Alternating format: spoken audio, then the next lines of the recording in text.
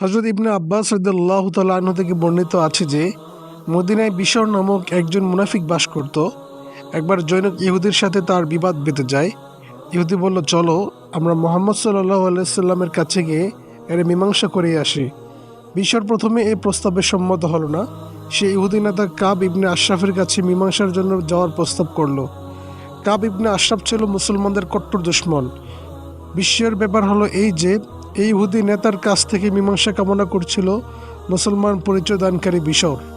অথচ ইহুদি লোকটি স্বয়ং রাসূলুল্লাহ সাল্লাল্লাহু আলাইহি সাল্লামের বিচারের উপর ভার অর্পণ করতে চাইছিল। আসলে এর কারণ ছিল এই যে রাসূলুল্লাহ সাল্লাল্লাহু আলাইহি সাল্লামের বিচার যে পুরোপুরি ন্যায়সঙ্গত হবে তা উভয়ই জানত, কিন্তু ন্যায়সঙ্গত মীমাংসা হলে মুনাফিক হেরে যেত আর ইহুদি জয়লাভ করত। অনেক তর্ক বিতর্কের পর শেষ পর্যন্ত ইহুদির মতে স্থির হলো। উভয়ে রাসূলুল্লাহ সাল্লাল্লাহু আলাইহি সাল্লামের কাছে গিয়ে বিবাদটার মীমাংসার ভার তার ওপর অর্পণ করলো।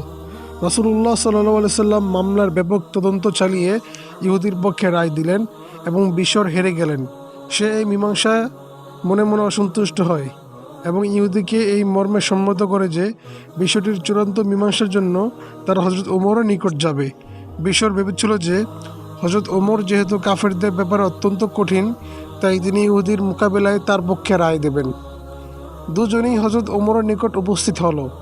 ইহুদি তাকে পুরো ঘটনা জানালো এবং বলল, এই ব্যাপারে রাসূলুল্লাহ সাল্লাল্লাহু আলাইহি সাল্লাম যে ফয়সালা করেছেন তা আমার পক্ষে, কিন্তু ওই লোকটি তাতে সম্মত নয়, তাই আমাকে আপনার কাছে নিয়ে এসেছে।